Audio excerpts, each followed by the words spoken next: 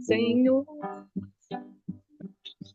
eis-me aqui, eu nada venho te pedir, Senhor.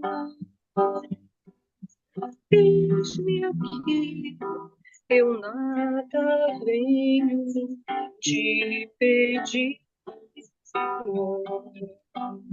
Eis-me aqui, nada venho te pedir. Quero agradecer tão somente tanta oportunidade e pelo contato com a luz através dos teus prepostos, ó Senhor, eis-me aqui. Nada venho te pedir, quero expressar toda a minha gratidão, pois minha fé tem mãos dadas com a razão. É tão bom te conhecer e trabalhar no bem e cantar todo o amor que a gente tem. É tão bom te conhecer, prosseguir no bem e cantar para todo mundo o amor que a gente tem. Senhor, eis-me aqui, eu nada venho te pedir, Senhor. Eis-me aqui, eu nada venho te pedir, Senhor. Ouve então essa minha gratidão. Se ainda não sou o que queria, não agora, com certeza um dia, sedimentar minhas conquistas, ter paciência e aprender com alegria. É tão bom te conhecer e trabalhar no bem e cantar todo o amor que a gente tem. É tão bom te conhecer, prosseguir no bem e cantar para todo mundo o amor que a gente tem. Senhor, eis-me aqui, eu nada venho te pedir, Senhor. Eis-me aqui, eu nada venho te pedir, Senhor. Eis-me aqui, eu nada venho te pedir, Senhor.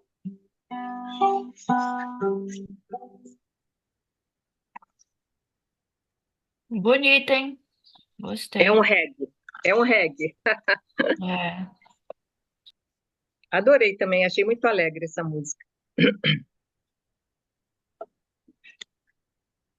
Um minuto? Então, só dá para.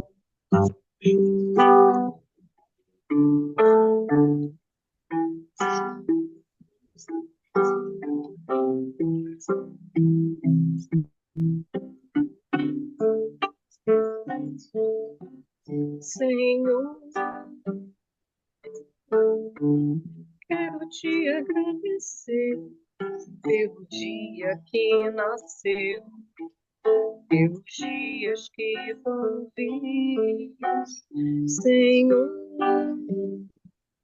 é minha oração ouvi o meu coração a dizer obrigado, Senhor, a dizer obrigado, Senhor,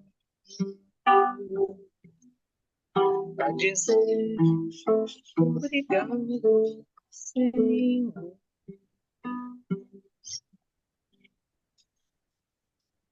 Bom, meus amigos, boa tarde, sejam todos bem-vindos.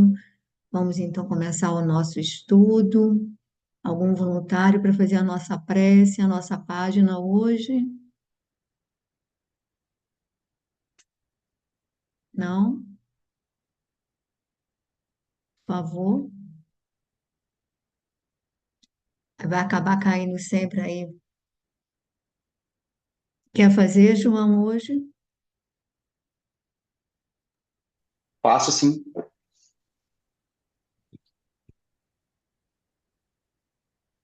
Então vamos agradecer a Jesus, nosso dispensador maior, todo o seu amor, todo o seu carinho, todo o seu zelo para conosco.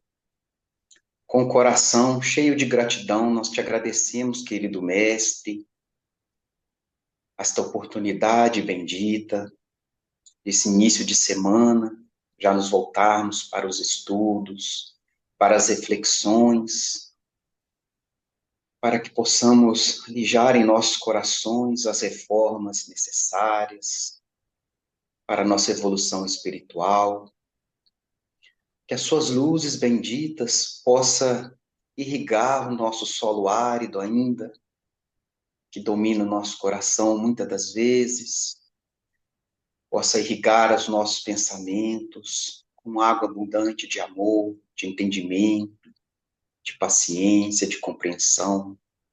Então, querido Mestre, eleve os nossos pensamentos a patamares superiores, eleve as nossas ações, as nossas atitudes, e assim seguimos com mais confiança, com mais bom ânimo e com alegria pela vida, por esta oportunidade que o Senhor nos concedeu para reformularmos a nossa jornada.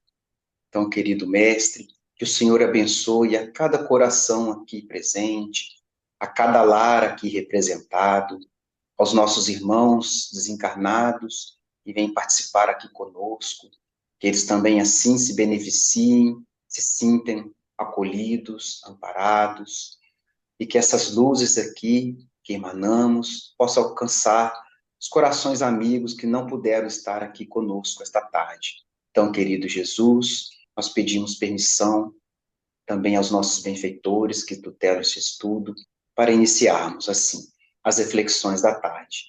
Fique conosco, querido mestre, hoje, agora e sempre. Que assim seja. É o capítulo 30, né? Vinha de luz, de alma desperta. Por isso te lembro, despertes o dom de Deus que existe em ti. Paulo, segunda carta a Timóteo, capítulo 1, versículo 6. É indispensável muito esforço de vontade para não nos perdermos indefinidamente na sombra dos impulsos primitivistas. À frente dos milênios passados, em nosso campo evolutivo, somos suscetíveis de longa permanência nos resvaladouros do erro, cristalizando atitudes em desacordo com as leis eternas. Para que não nos demoremos no fundo dos precipícios, temos ao nosso dispor a luz da revelação divina, dádiva do alto, que, em hipótese alguma, devemos permitir se extinga em nós. Em face da extensa e pesada bagagem de nossas necessidades de regeneração e aperfeiçoamento, as tentações para o desvio surgem com esmagadora percentagem sobre as sugestões de prosseguimento no caminho reto dentro da ascensão espiritual. Nas menores atividades da luta humana, o aprendiz é influenciado a permanecer às escuras. Nas palestras comuns, cercam-no insinuações caluniosas e descabidas. Nos pensamentos habituais, recebe 1001 convites desordenados das zonas inferiores.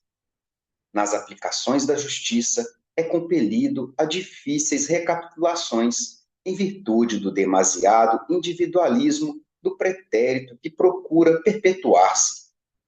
Nas ações de trabalho, em obediência às determinações da vida, é muita vez levado a buscar descanso indevido. Até mesmo na alimentação do corpo, é conduzido a perigosas convocações ao desequilíbrio. Por essa razão, Paulo aconselhava ao companheiro não olvidasse a necessidade de acordar o dom de Deus no altar do coração. Que o homem sofrerá tentações, que cairá muitas vezes, que se afligirá com decepções e desânimos na estrada iluminativa, não padece dúvida para nenhum de nós, irmãos mais velhos em experiência maior. Entretanto, é imprescindível marcharmos de alma desperta, na posição de reerguimento e reedificação, sempre que necessário. Que as sombras do passado nos fustiguem, mas que jamais nos esqueçamos de reacender a própria luz. É muito bonita essa página e nos chama atenção, né? A gente não esquecer, né, desse dom de Deus que existe em nós, né? Aqui essa advertência que Paulo faz a Timóteo, né? E que a gente a desperte sempre que necessário, né? E ele fala, né, que a gente que nos demanda, né, não é qualquer força de vontade, né? Mas que nos demanda muito esforço para que a gente não nos percamos, né, nesses impulsos primitivistas, né? Que ele fala aqui também que a gente, né, ao longo, né, da nossa evolução, né, nós somos muito suscetíveis né, a nos permanecermos longamente, por longos períodos, né, e essa permanência, às vezes, muitas das vezes indefinida, ela nos cristaliza as atitudes que são sempre contrárias às leis divinas, né? E ele fala aqui também, acho interessante, que né, ele traz aqui para nós, né, que as tentações para o desvio surgem com esmagadora percentagem sobre as sugestões de prosseguimento no caminho reto dentro da ascensão espiritual. A gente voltar o nosso olhar, nós percebemos isso, né? Quanto de influenciação, de sugestão, né, de coisas que nos surgem, né, que nos desviam, nos tiram do foco, nos tiram do caminho reto, e às vezes a gente acha que é coisas, né, a gente acha assim, eu estou livre de grandes males, né, de cometer grandes males, digamos assim, né, de matar às vezes, de roubar, de ferir mais incisivamente, a gente acha que a gente já não é capaz disso, mas não é nem isso que ele traz aqui para nós, né? Às vezes, eu acho que nas menores atividades da luta humana, né, que ele fala aqui, que o aprendiz é influenciado a permanecer escuro. A gente, às vezes, ele traz aqui, né, as conversações, né? Outro dia eu escutei o Arthur Valadares falando que ele foi cortar cabelo, ele falou que se sentiu assim, né, pelo teor das conversas ali, ele falou assim, nossa, parece que eu estou vivendo uma bolha. Ele falou que sentiu dificuldade em trocar meia dúzia de palavras, e às vezes eu no meu trabalho, tem hora que eu me vejo em grupos assim, sabe? Então, é igual uma gota, é igual uma infiltração. Eu acho que aquilo vai minando aqueles pouquinho, aquela conversação maledicente, aquele pensamento diário, ruim. Então, às vezes, nessas menores atitudes nossas, em que a gente nos permanecemos às escuras, eu acho que isso também vai ali, mais do que talvez uma atitude isolada ruim. Essas que são diárias, cotidianas, essas que vão minando como uma infiltração e vai, às vezes, ganhando proporções quando a gente vê, né, a gente sofre, né, isso vai se perpetuando, né, essas ações. Mais ou menos, acho que é isso mesmo, né? Ele fala que a gente, né, não deixar, né, que é imprescindível marcharmos de alma desperta, porque a gente anda invigilante, desatento. Então, quando a gente sentir, né, e ele fala isso para nós aqui, né, que a gente não é dúvida, não precisamos, né, ter dúvida nenhuma que nós vamos cair, nós vamos passar por experiências ruins, nós vamos fazer más escolhas, mas é imprescindível estarmos de alma atenta, justamente para a gente reacender a nossa luz e para nos reerguermos e retificarmos. Pepita, continue, por favor. Eu acho que eu acho que tem só esse parágrafo aqui, o penúltimo, que eu acho interessante, porque às vezes a gente se cobra muito, e aí ele diz aqui, ó, que o homem sofrerá tentações, que cairá muitas vezes, que se afligirá com decepções e desânimos na estrada iluminativa, não padece dúvida para nenhum de nós, irmãos mais velhos em experiência maior. Entretanto, é imprescindível marcharmos, como você já disse, de alma desperta, na posição de reerguimento e reedificação sempre que necessário. Então, uma série de quedas nossas, de quedas cotidianas, como o João falou, em ações que parecem de só menos importância, mas que sinalizam aonde nós estamos ainda parados. E aí ele vai falar que eles já sabem, de antemão, eles já sabem que nós vamos tropeçar ali. O que eles querem é que nós estejamos atentos para pedir socorro e que tenhamos o desejo, a vontade de nos soerguermos o mais rápido possível. Então, é como se eles soubessem, a criança que começa a andar, que o pai e a mãe estão ali sabendo que a criança vai cair, vai levar uns tropeções, e ele vai estar atento, esperando que a criança estenda a mão para pedir ajuda. Então, eu acho que isso é de uma certa maneira, encorajador, que digo não o fato da gente cair, mas de saber que esses nossos tropeções estão dentro das previsões desses irmãos mais experientes. Porque nós é que queremos dar saltos, nós queremos dar saltos, mas eles sabem que a gente, como ele diz aqui, que a gente traz milênios de recapitulações em erros, em tendências ruins, e que a gente não vai se desfazer desses hábitos perniciosos de um momento para o outro. Nós é que descobrimos que eles não são bons, descobrimos que eles nos fazem mal e a gente quer se libertar, mas as raízes deles estão ali, sabe, dentro de nós. As tentações não estão fora, as tentações estão em nós, em tudo aquilo que ainda nos atrai, que ainda é motivo de prazer para a gente. E prazer em qualquer sentido. O João falou das conversas maliciosas, às vezes das insinuações e de anedotas picantes, ou de críticas, aquela coisa de começar a criticar e todo mundo joga mais uma pedra. Então, a gente muitas vezes embarca nessas situações por desatenção mesmo, quer dizer, e por que que a gente embarca? Porque certamente fizemos isso um monte de vezes, está em nós ainda. A verdade é que está em nós. Mas, olha, tem 2 minutos ainda. Se alguém quiser fazer uma colocação a respeito da página, que é muito rica, fiquem à vontade.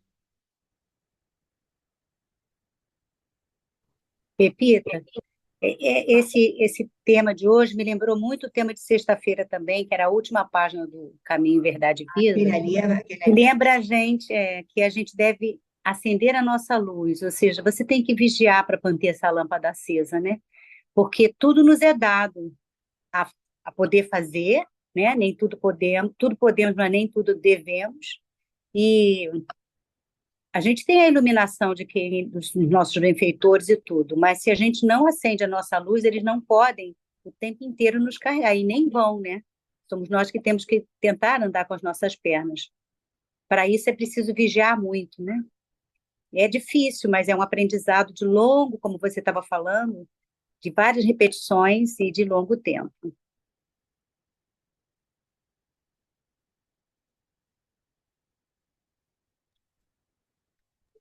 Ainda tem 1 minuto. Quem quer fazer alguma colocação a respeito da página?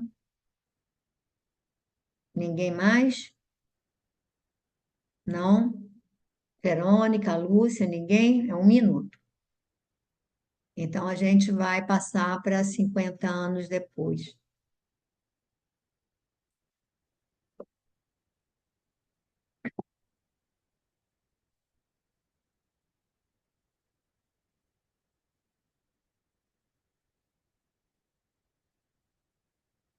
Verônica, quer começar?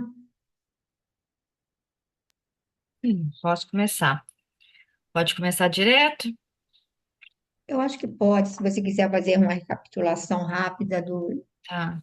da situação, pode. A gente parou que ela estava conversando lá com a avô, né? Com, o Neio Lúcius.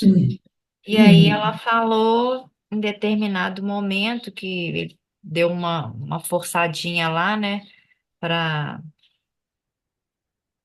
ver o que estava acontecendo com ela, tentar convencê-la de tirar aquelas ideias que eles achavam esdrúxulas. E aí, nesse momento, ela fala, né, sinceramente, que ela virou cristã. E aí, vou começar a ler. Vou começar aqui desse parágrafo aqui. Como assim, querida filha?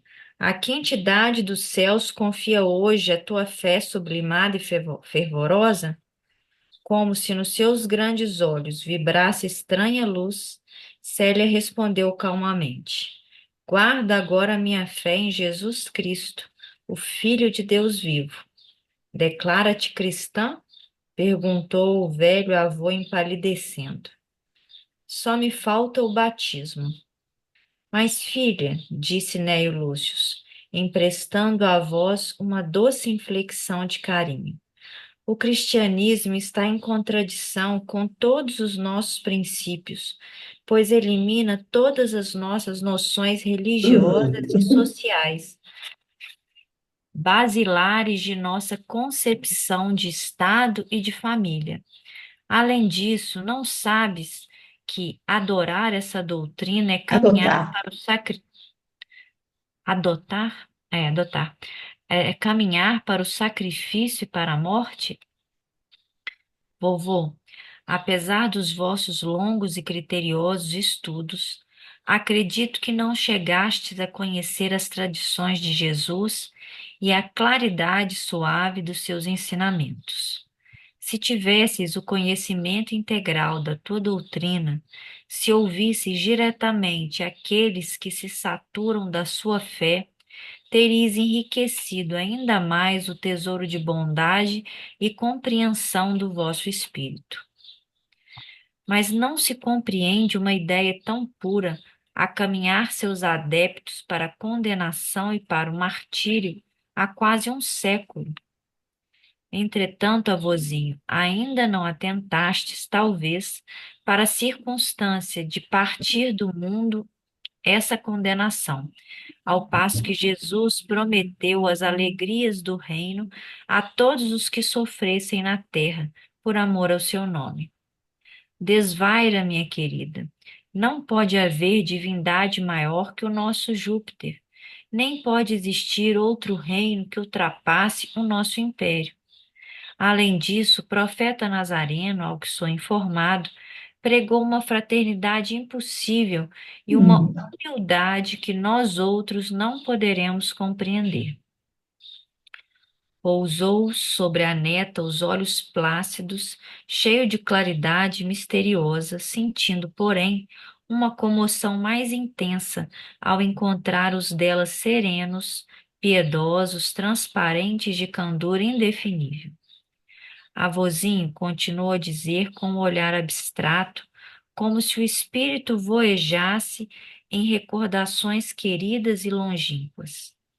Jesus Cristo é o Cordeiro de Deus que veio arrancar o mundo do erro e do pecado. Por que não lhe compreendermos os divinos ensinamentos se temos fome de amor em nossa alma?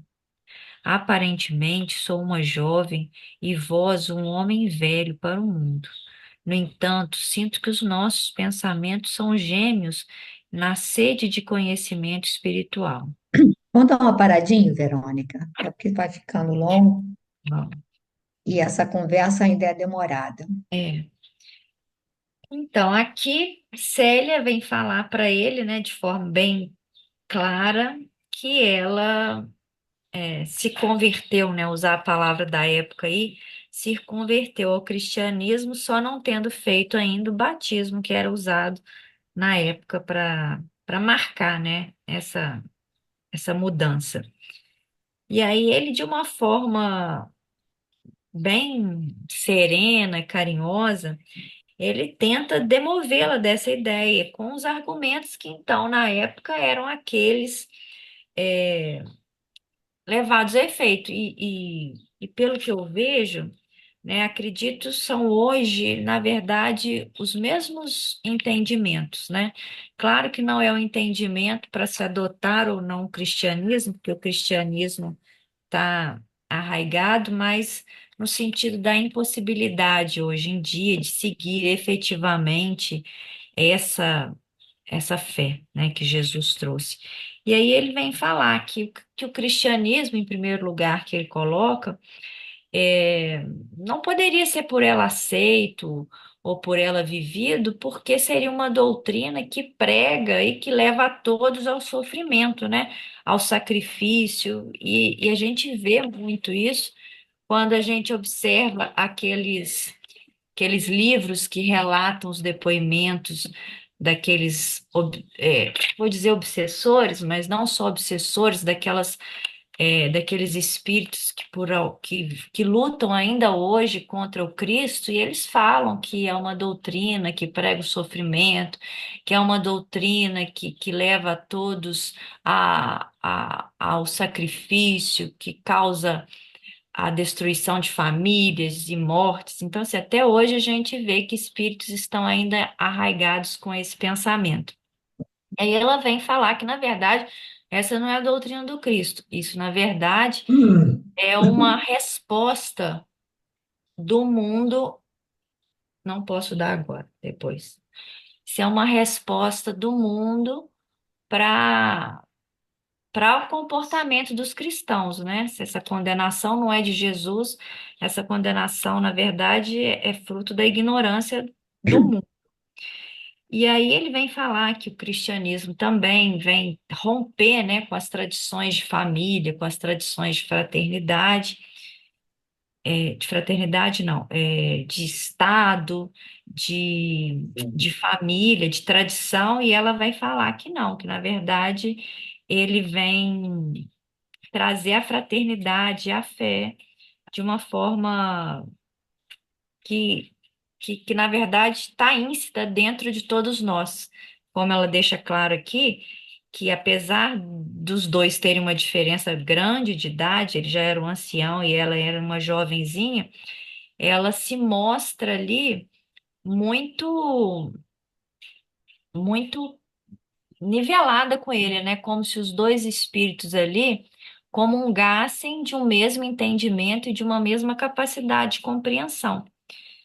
Em determinado ponto, Emmanuel coloca assim, ela falando, né, avôzinho, como se o espírito voejasse em recordações queridas e longínquas, e aí ela vem trazer, né, uma resposta assim, Jesus é o Cordeiro do mundo, que veio arrancar do mundo o erro e o pecado. Então, assim, Emmanuel deixa claro essa bagagem pretérita que ela trazia. Já era um espírito angelical, já era um espírito de altas esferas, e que conseguia em determinados momentos, principalmente quando seu espírito estava ali falando das ideias do Cristo e desse sentimento que movia ela, buscar e captar esses flashes que já tinha dentro dela, né? Que ela já era cristã antes mesmo dessa conversão. E ela de forma muito serena e o avô ainda bem apavorado, assim, pelo menos nesse início de conversa, que vai fazer depois um rebuliço nele. Acho que é isso. Falem aí mais. Repara que quando ele diz, apesar de todo, assim, o Neio Lúcio era um homem generoso, era um homem que tentava defender os oprimidos, ou seja, ele trazia virtudes, mas mesmo assim, no entendimento, ele trazia também esse, como é que eu vou dizer assim, os hábitos, os preconceitos daquela sociedade. Foi estruturado, vivenciou aquilo, então eles se orgulhavam. Então, quando ele diz aqui, não pode haver divindade, desvairas, minha querida, não pode haver divindade maior que o nosso Júpiter. Nem pode existir outro reino que ultrapasse o nosso império. Quer dizer, essa ufania, esse sentimento de um povo superior, de um povo que ultrapassava, né, assim, as outras. E aí ele vai dizer ainda mais. Além disso, o profeta Nazareno, ao que sou informado, pregou uma fraternidade impossível. Ou seja, os romanos não entendiam essa virtude fraternidade, uma fraternidade impossível e uma humildade que nós outros não poderemos compreender. Então, repara, não é se fazer de humilde. Eles não tinham isso, eles se orgulhavam, se ufanavam de ser um Do povo contrário, né? superior, ao contrário. E eles tinham consciência de que não dava para eles se igualarem. Isso aí era algo quase que inviável no entendimento deles. Então, apesar de toda essa generosidade dele, de alguém que não gostava de escravizar, de alguém que não gostava de oprimir, ao mesmo tempo também ele não entendia a igualdade ainda. E esse parágrafo aqui, essa colocação dele, é muito importante porque é para contrapor a argumentação que ela vai fazer, né? E aí, tanto é que ela diz aqui para ela, para ele, um pouco antes, que é uma pena que ele não tivesse, apesar de ele ter buscas em termos de espiritualidade, apesar de ele ter muitas leituras, o fato dele não ter se aproximado da doutrina do Cristo era lamentável, porque se ele tivesse feito isso, teríeis enriquecido ainda mais o tesouro de bondade e compreensão do vosso espírito. Ou seja, ele trazia essas tendências, mas estava ali engessado pelos preconceitos das castas romanas, da sociedade romana. Então, é bem interessante. Esse diálogo é muito, muito enriquecedor. Ele vai continuar caminhando. Se alguém quiser fazer alguma colocação, e ela coloca aqui também uma coisa que eu acho muito importante. Quando a Verônica já comentou isso, mas ela, ao final dessa frase, ela diz que eles aparentemente, embora ele fosse idoso e ela jovem, no entanto, sinto que nossos pensamentos são gêmeos na sede de conhecimento espiritual, ou seja, na busca de algo mais que Júpiter não dava retorno, né, que aqueles deuses, aqueles preceitos sociais não abasteciam, não nutriam, não alimentavam. Mais alguém quer fazer alguma colocação? Ele, apesar da bondade, ele era um homem da época, né? Da sua Sim, época. sim, E ela sim. conseguiu, sendo mais elevada, conseguiu romper, né? Com a tradição e com as ideias, cultura, né? Tudo mais. Ela estaria como Lívia há 2000 anos, numa condição similar à de Lívia, né? De algo assim, de alguém que só faltava um clique, só faltava, sabe, o olhar, só faltava um toque, e ela não teve nenhum contato com Jesus, né? Ela foi através dos escravos, mas aquela filosofia tinha ressonância no seu interior, né? Como você disse, e a gente já falou também, ela já veio cristã, né? Glorinha ia falar, né? O que que você ia falar? É, não, vocês já falaram. É, ele falou uma coisa, mas agora eu já até esqueci. Mas tem a ver com o que vocês já colocaram aí. Ah, eu queria dizer o seguinte: a gente vê a questão mesmo da separação dos laços de família, né? Quando dizia que Jesus veio para Trazer a separar, não espada. separar, mas, né, trazer essa. Então você vê que dentro de uma mesma família, né, às vezes aquele mais jovenzinho, né, o que é mais novo, ele traz conceitos que, entre aspas, né, escandalizam o resto da família, porque, né, estão além, né, do Do que é entendimento. aceito naquele núcleo familiar, né? Seja religioso, né? Enfim, então é isso mesmo. Ela estava além ali daquele núcleo familiar, né? Estava muito acima. Talvez por isso tenha vindo ali, né? Naquela família também. Mais alguém quer colocar alguma coisa?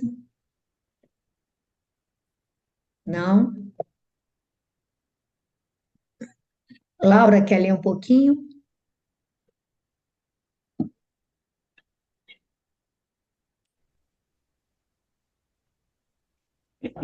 Da terra inteira nos chegam clamores de revolta e gritos de batalha.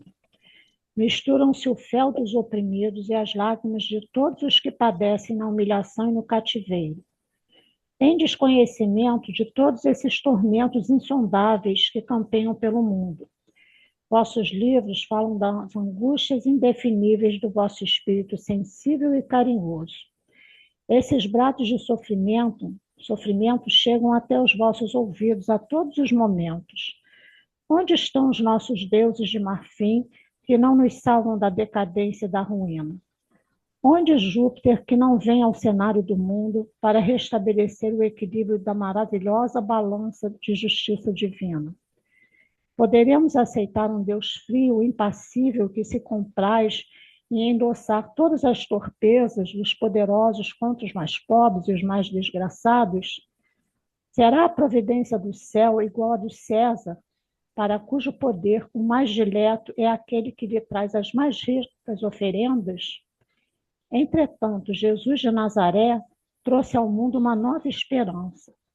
Aos orgulhosos, advertiu que todas as vaidades da terra ficam abandonadas no pórtico de sombras do sepulcro. Aos poderosos, deu as lições de renúncia aos bens transitórios do mundo, ensinando que as mais belas aquisições são as que se constituem das virtudes morais, imperecíveis valores do céu. Exemplificou em todos os seus atos de luz indispensáveis à nossa educação espiritual para Deus Todo-Poderoso, Pai de misericórdia infinita, em nome de quem nos trouxe a sua doutrina de amor, com a palavra de vida e redenção. Além de tudo, Jesus é a única esperança dos seres desamparados e tristes da terra, porquanto, de acordo com as suas doces promessas, hão de receber as bem-aventuranças do céu, todos os desventurados do mundo, entre as bênçãos da simplicidade e da paz, na piedade e na prática do bem. Quer comentar, Laura?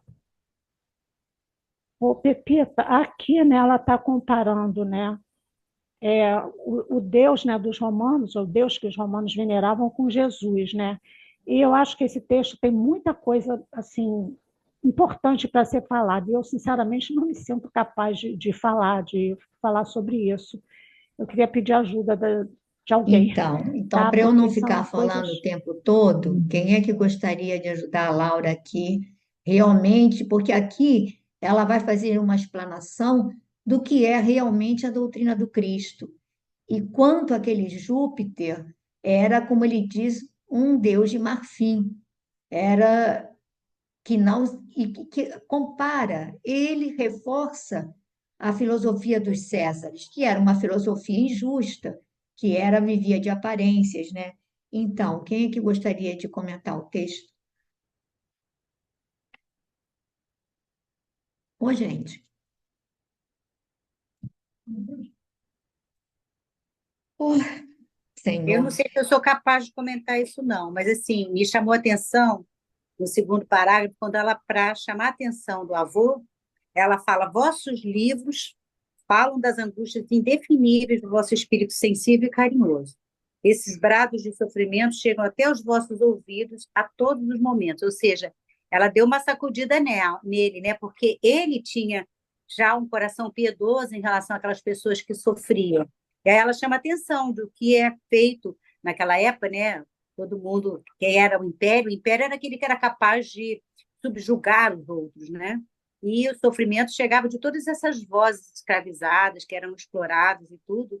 E aí ela fala, se os seus livros falam tanto nisso, né? Vamos lá, o nosso Júpiter aí, todos os deuses cultuados pelos romanos não conseguem ouvir a voz dessas pessoas. Aí, em seguida, ela fala das coisas que Deus disse, né? Que Deus não era um Deus frio, não dava para se comparar a providência do céu com a de César, né?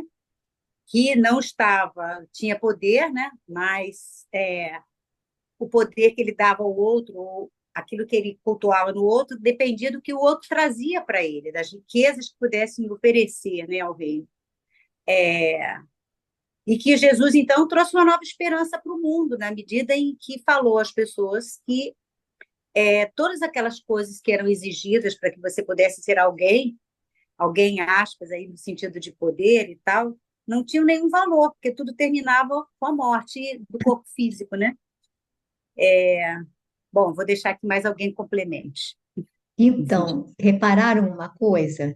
César, o Júpiter, é um deus feito pelos homens à imagem e semelhança dos homens, dos sentimentos que os homens nutriam.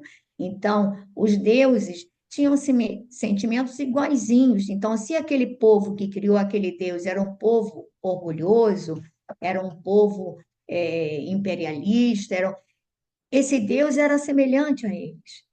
Ele também era vingativo, ele também, tudo. E aí vem Jesus fazer com uma proposta que não tem nada a ver com o sentimento mesquinho do ser humano. Ele traz a proposta de quê, gente? Igualdade, fraternidade, solidariedade, mais importante, perdão. Perdão. Em vários momentos do livro, o próprio Ney Lúcio fala, o pai, né, ele fala também, o perdão não é compreensível pelo romano daquela época. Não tem perdão. Então, aí vem um Cristo que traz uma proposta. Gente, ela era realmente revolucionária.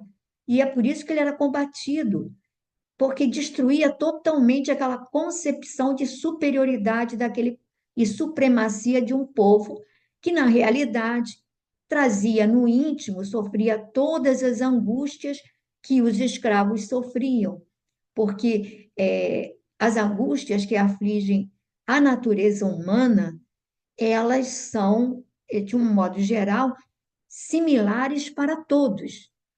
O escravo, ele vai ter amor pelo filho, vai se angustiar por aquele filho que lhe é retirado, como o Senhor também. O Senhor também vai ter amor pelo filho, também vai se angustiar se aquele filho lhe for retirado pela morte ou por outra circunstância qualquer. A inquietação da desconfiança de ser amado ou não ser amado, a impermanência de tudo na vida, essa angústia atinge o homem da antiguidade, atingiu os romanos, nos atinge ainda. Vivemos eternamente agarrados, muitas vezes, ao passado, porque naquele tempo era tão bom, aquele tempo era tão.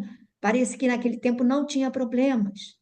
Na realidade, o que era bom era a nossa, a nossa idade naquele tempo, a nossa capacidade de sonhar, a nossa capacidade de acreditar, e aí o nosso olhar para o mundo. O Emmanuel disse que a mente é o espelho da vida aonde se encontra.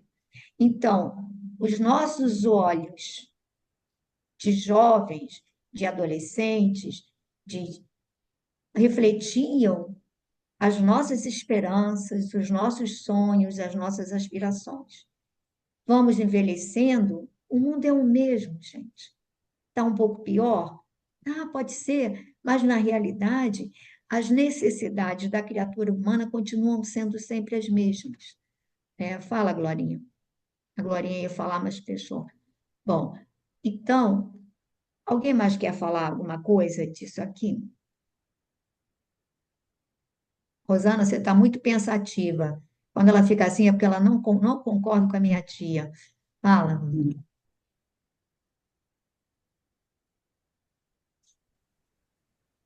Não, eu fico aqui só fazendo comparações, né, com aquela época e a época de hoje, mas já tem 2000 anos, né, essa história toda, e se a gente for parar para pensar, maior representante, né, do cristianismo, a Igreja Católica, está até hoje nadando no dinheiro e os ensinamentos são para o povo, né, mas se for pensar em questão de mundo, o cristianismo no mundo não é a maior religião do mundo ainda, né? Tem 2000 anos. O islamismo ainda é a maior religião do mundo.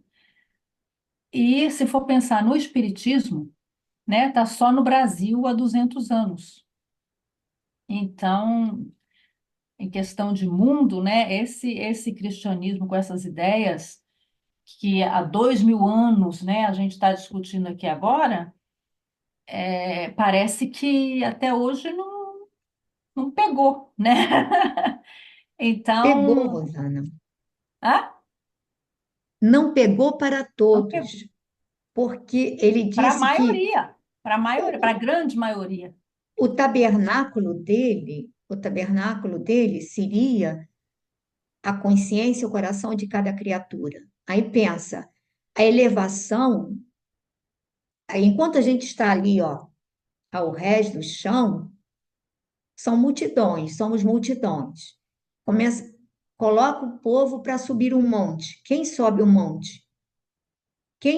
A maioria fica acomodada ao conforto do vale, como diz Emmanuel, tem uma página em que ele fala sobre isso, né? Quando ele fala o distanciamento, a solidão. Vão apenas alguns mais corajosos e determinados, como temos um Paulo, como temos.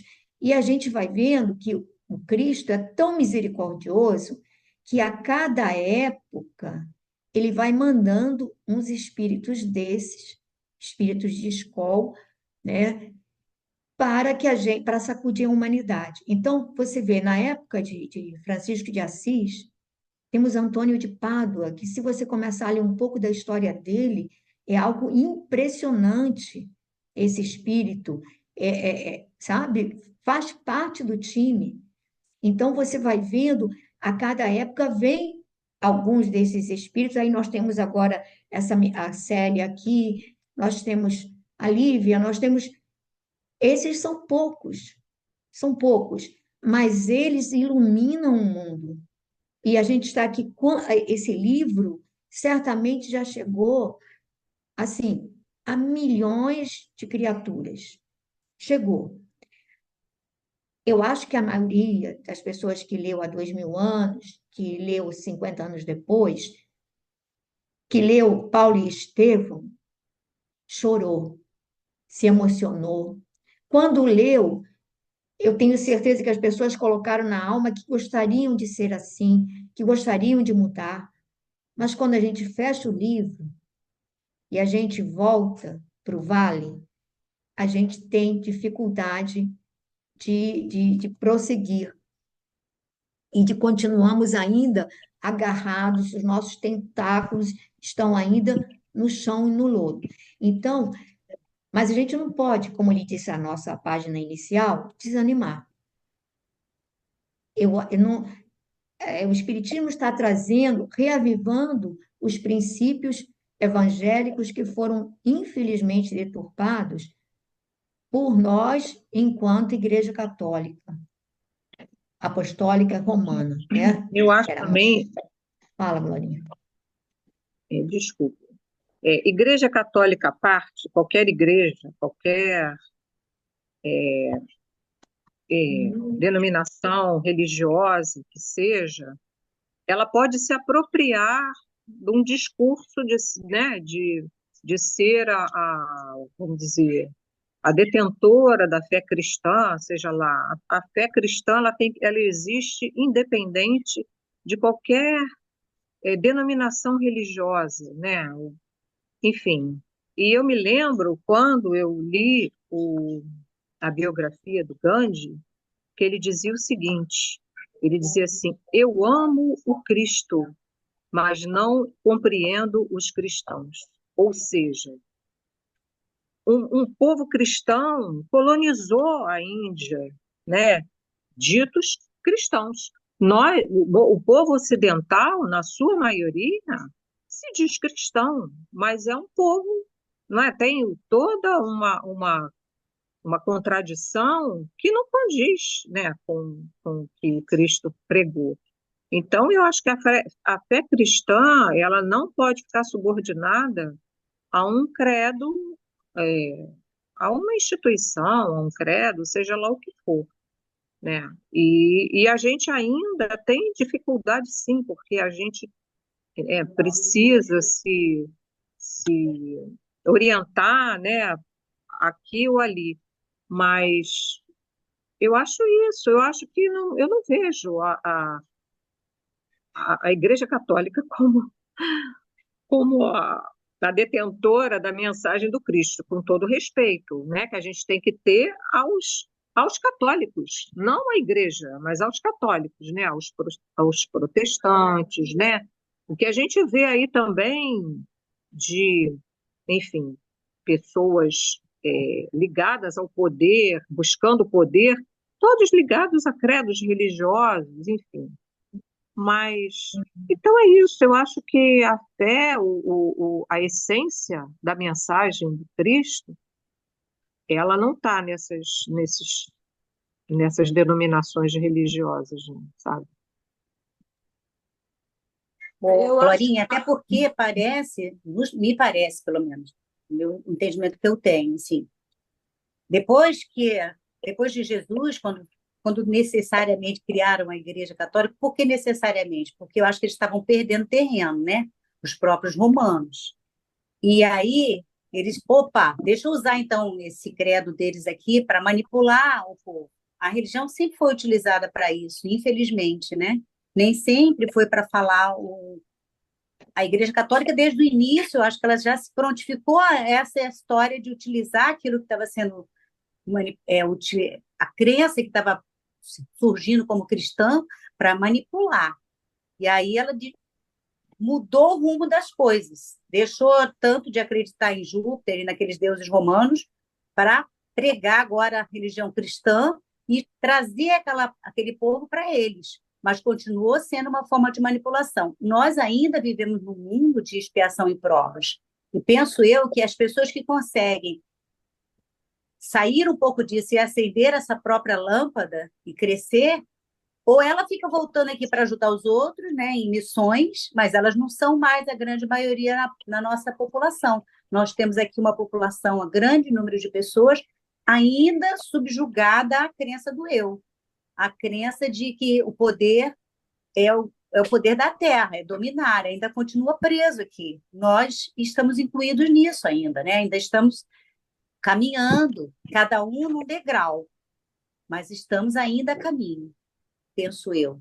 Posso estar errado, não sei. Mais alguém? Mais alguém? Um dos dificultadores que eu acho das religiões não foi o que Jesus pregou, mas foi o que a igreja é, é, começou a divulgar, começou a divulgar até para ter o poder. É a não acreditar em reencarnação. É ela acreditar que a vida é única, que a gente nasce ali e é perdoado. Isso tudo foi deturpação da palavra do Cristo.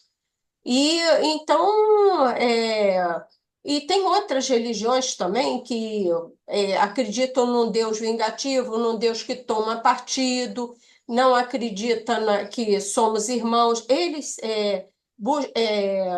veem em Deus a imagem da humanidade, com os nossos sentimentos de raiva, rancor, querer ganhar a guerra, querer me proteger. Ele me protege, não importa você, eu não quero saber, porque Deus está do meu lado, não do seu. Então as pessoas têm, eu acho que, dificuldade de ver isso. Eu talvez por um egoísmo, por querer ser atendido primeiro, por não pensar no outro, quer que as suas necessidades e vontades e desejos sejam atendidos e não importando o outro, né? E a educação também da sociedade é nesse sentido, né? Tem alguns que, por exemplo, o japonês já pensa mais coletivamente, pelo pouco que eu conheço, escuto na televisão, não sou entendida, não. Mas até em calamidades, eles já tomam atitudes coletivas, pensando no próximo. Vai pegar água lá no mercado, não quer carregar todas as garrafões de água. Ele pega um pouco e deixa para o outro, deixa para o outro. Até os elefantes fazem isso, né? Vem a manada, entra no riacho lá, está com sede, vontade de tomar banho. Quando está chegando outra manada, ele prontamente sai para que a outra manada tenha acesso àquele pouquinho de água, né? Porque água não está sobrando no mundo. Então, acho que é essa dificuldade da gente entender uma coisa superior que não tem preferências, que ama todo mundo, que vai ajudar todo mundo. A humanidade tem dificuldade. E as religiões têm muito por trás o interesse material, né? De uma maneira geral, tem o interesse material aí. Aí leva tudo, está jogando com interesses próprios e não na gente se modificar, né? Eu acho que é esse. O meu cunhado, que é médico, ele uma vez viu uma freira casada com Jesus, com aquela aliança e tudo, muito doente, e ela estava nos finalmente. Ela estava desesperada com a morte, desesperada, apavorada. Eu até entendo, eu acho que eu tô conformada, não é que eu não tenha medo, não, eu estou conformada com essa situação. Mas é que um dia a gente vai. Então, mas ela, quer dizer, ela pregou uma coisa ao longo da vida dela toda que, pelo visto, ela não acreditava, entendeu? Então, tem isso, as pessoas não param para refletir, pô. Primeiro, porque seus interesses estão na frente. Não sei se eu estou falando bobagem. É assim que eu vejo, entendeu? Olha só, o André Luiz tem um caso, em O Obreiro da Vida Eterna, que ele vai tratar de vários desencarnes. Então, tem um desses personagens, é um católico fervoroso, fervoroso, trabalhou, é, homem extremamente generoso, etc. e tal. Mas aí ele tinha umas questões lá do passado, da esposa que havia se separado. Ele estava em pânico para morrer. A espiritualidade ali ajudando, ele estaria desencarnando em ótimas condições. Aí ele vai falar, o padre vai lá falar com ele. Aí ele pergunta: será que eu vou para o purgatório? Será que eu vou? Quer dizer, o pânico, porque foi pregada uma coisa. Se você prega a ideia de inferno, e se a pessoa tem, no final da vida, você tem algumas questões. Quem de nós não tem atos infelizes? Quem de nós não teve falas, atitudes infelizes ao longo da vida?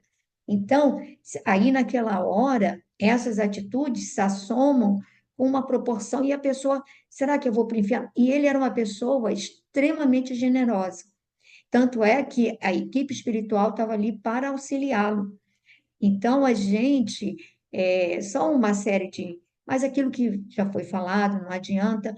Na hora que uma religião se propõe a dominar, então ela redireciona aqueles conceitos, os adultera para estabelecer o poder, para vender bulas papais, né? Aí você diz: não, isso não tem mais isso. Como não tem? Não tem com esse nome, mas você vai lá, faz oferendas, faz promessas, você vai a igrejas evangélicas e o pedido é.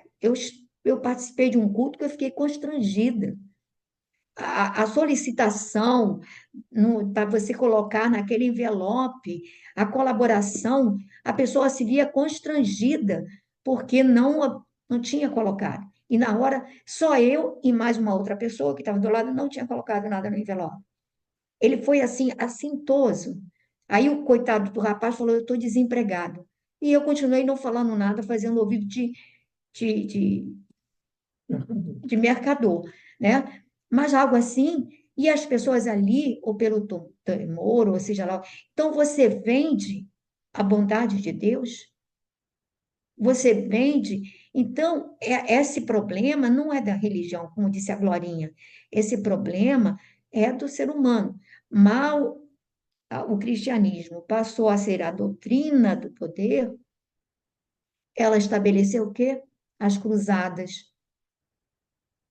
Acabou as cruzadas, a Santa Inquisição. E por aí vai. Em nome do Cristo. Em nome do Cristo. E o que tinha pregado o Cristo? Perdão, tolerância, compreensão. Alguém estava entendendo a filosofia? Não.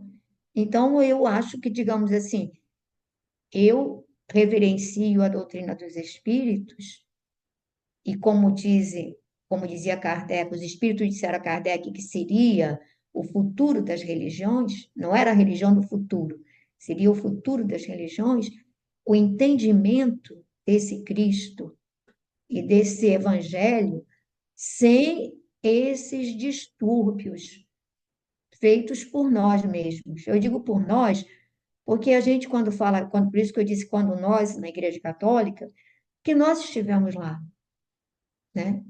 E certamente fomos das criaturas mais infelizes no uso de um poderio e no uso do Cristo para atender aos nossos caprichos e desejos, e não de um Cristo amoroso, num Cristo compreensivo, acolhedor. E muita gente ainda continua tendo esses temores. É triste o que se planta na consciência do ser humano. Não sei, dá tempo ainda para ler mais um pouco? Sim? Então vamos ler mais um pouquinho? Gracinha, quer ler um pouco? Posso ler. Neio Lúcio ouviu a neta em comovido silêncio, sentindo-se tocado de uma inquietação mesclada de encanto. Qual é que devesse sentir um filósofo do mundo, que ouvisse as mais ternas revelações da verdade pela boca de um anjo? A jovem, por sua vez, dando curso às sagradas inspirações que lhe rociavam a alma, continuou a falar, revolvendo o tesouro de suas lembranças mais gratas ao coração. Por muito tempo estivemos em Antípatris, em plena Samaria, junto à Galiléia. Ali, a tradição de Jesus ainda está viva em todos os espíritos. Conheci de perto a geração de quantos foram beneficiados pelas suas mãos misericordiosas. E fiquei conhecendo a história dos leprosos, limpos ao toque do seu amor, dos cegos em cujos olhos mortos fluiu uma vibração nova de vida, em virtude de sua palavra carinhosa e soberana, dos pobres de todos os matizes que se enriqueceram da sua fé e da sua paz espiritual.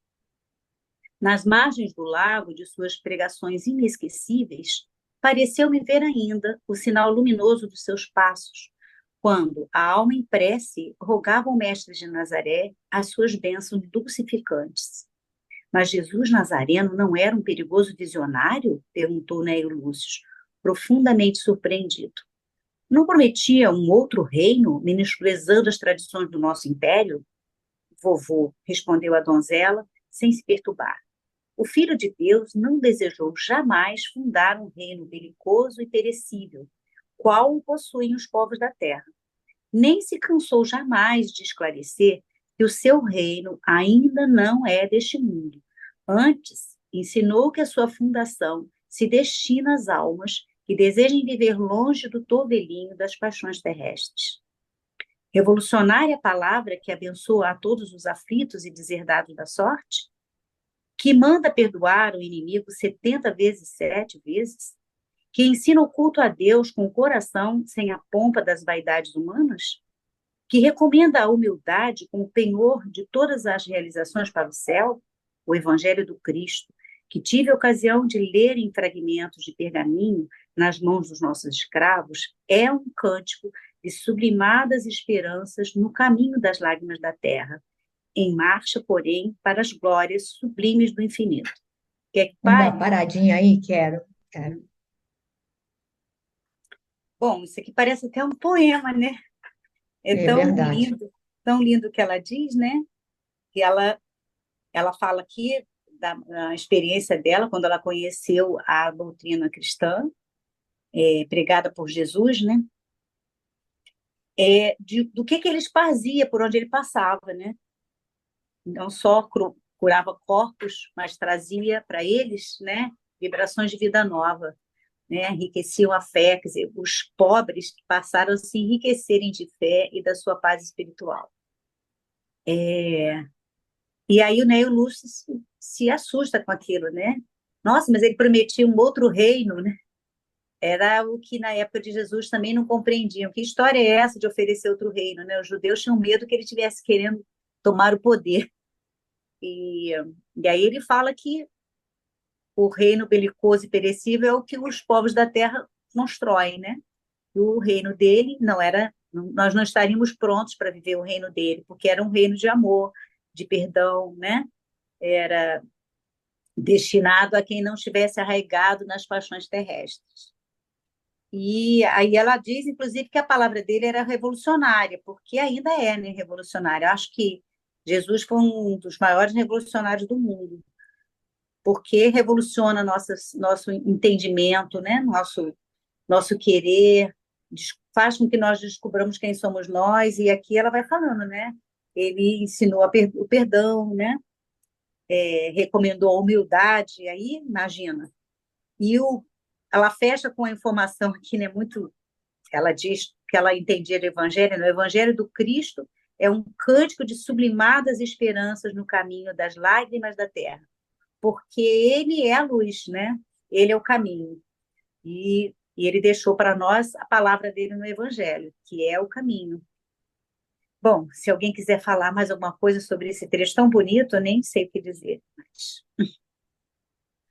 Então, quem gostaria de falar, tem realmente tanta coisa, cada frase, como disse a Gracinha, é lírica, é um poema mesmo, É é um de uma poema. beleza impressionante.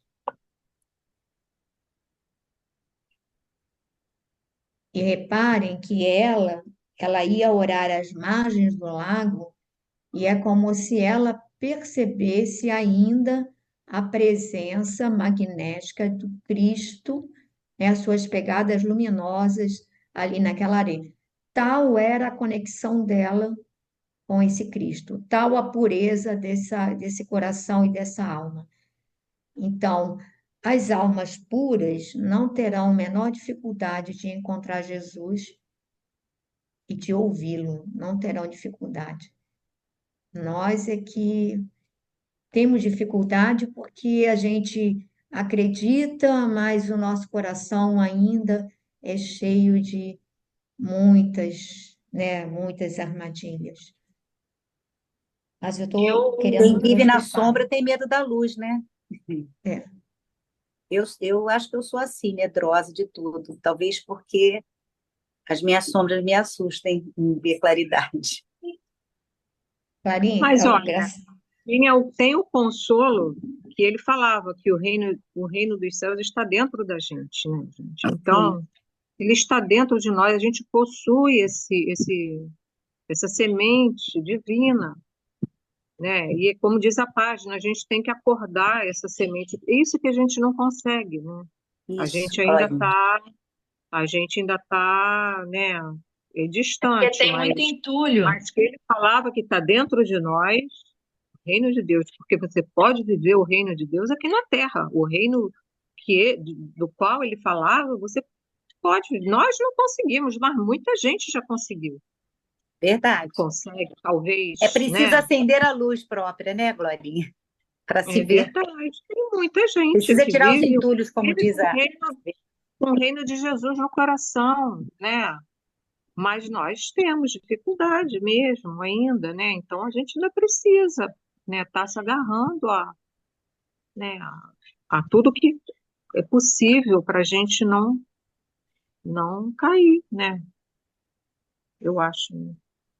Eu acho, eu tenho um pouco de dificuldade com data, né?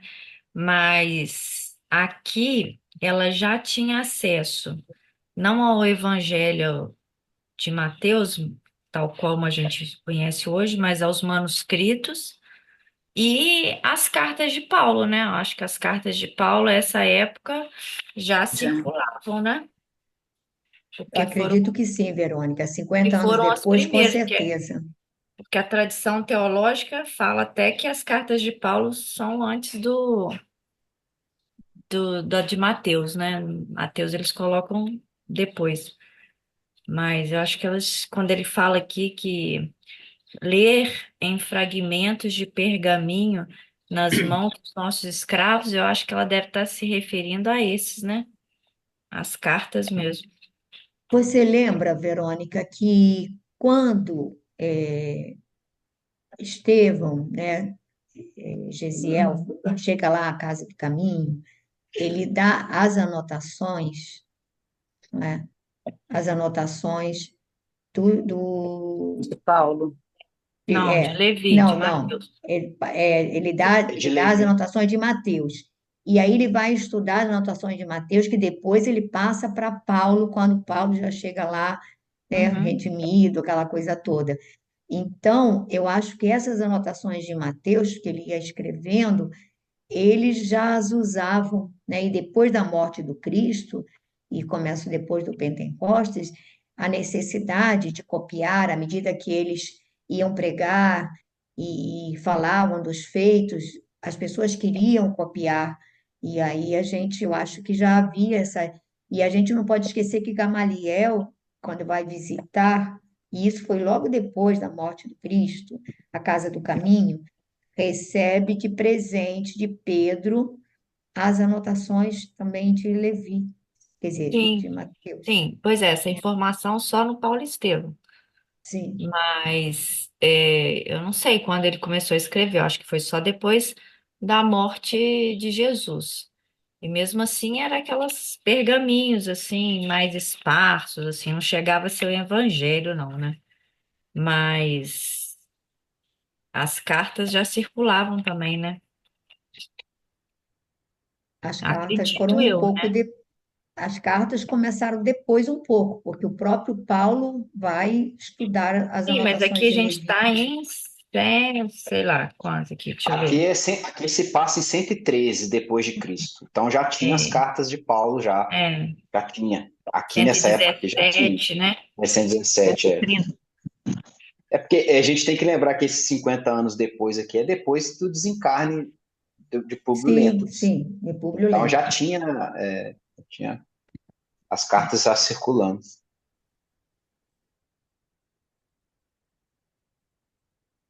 Paramos aqui então, né? O respeitável É ancião. 131. Nosso livro se passa em 131. 31. 131.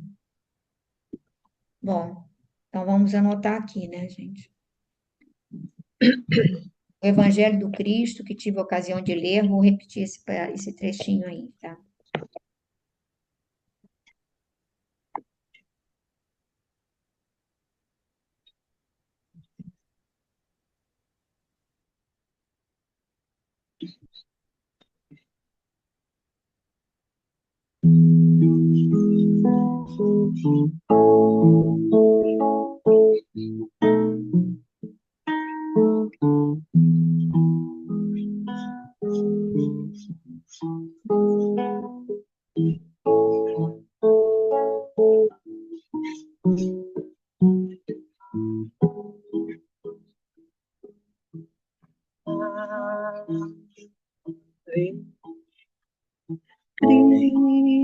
Cristo Jesus,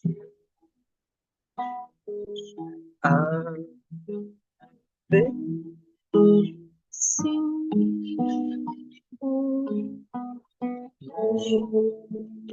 da paz,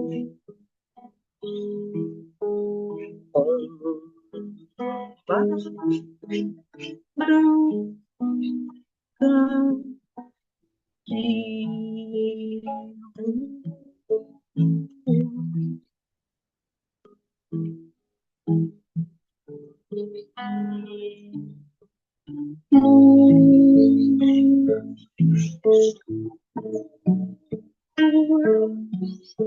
sonho do mundo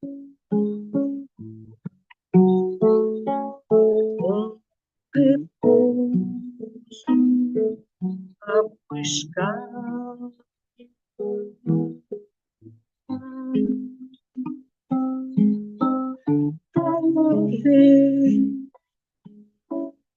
ave, Cristo Jesus, ave, Senhor da luz, ave, Cristo Jesus, ave, Senhor,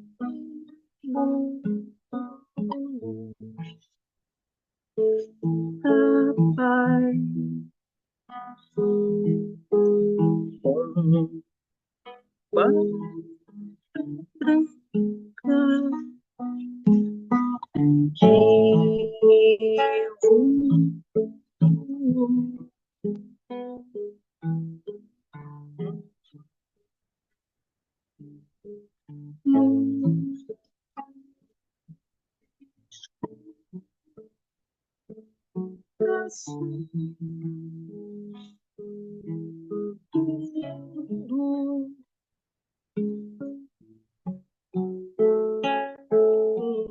repouso a buscar.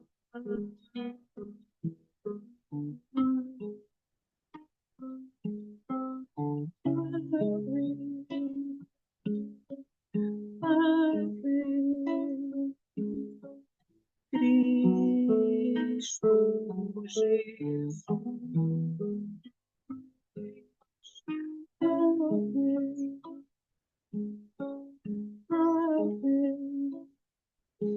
Senhor.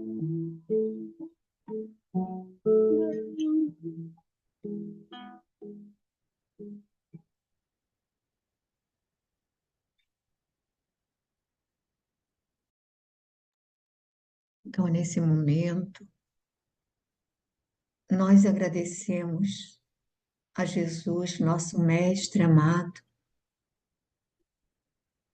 pela oportunidade que nos concede de nos reunirmos em seu nome, para esses estudos e reflexões. Senhor, abençoa cada um de nós que aqui se encontra, no plano físico e no plano espiritual.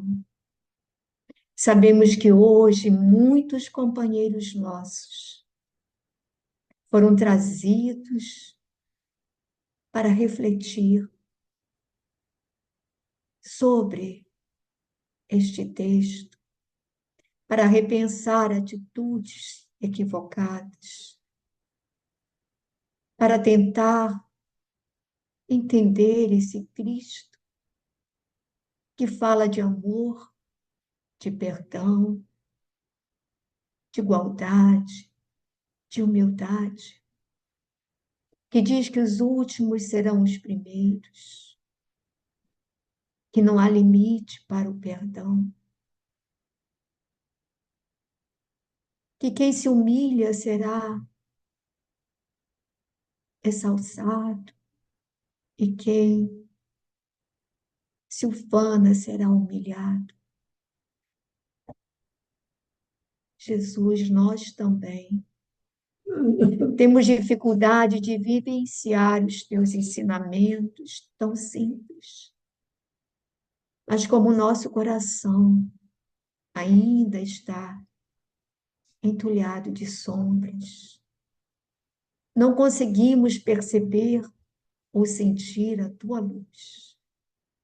E neste momento nós te rogamos, Senhor, abençoa-nos, Mestre, fortalece-nos o ânimo, renova-nos, Senhor, a fé e a esperança, que possamos vivenciar cada situação com o sentimento de gratidão e alegria, percebendo em cada dificuldade uma oportunidade de romper grilhões e de criar asas.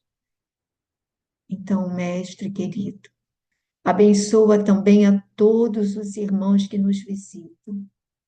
Abençoa a todos aqueles que hoje não puderam estar conosco. E pedimos especialmente pelo nosso irmão Antônio, pela nossa irmã Jacirene, dois companheiros do nosso grupo espírita, que hoje completam mais um ano de vida. Para eles, Senhor, a tua bênção, teu amor, a tua luz. Que assim seja.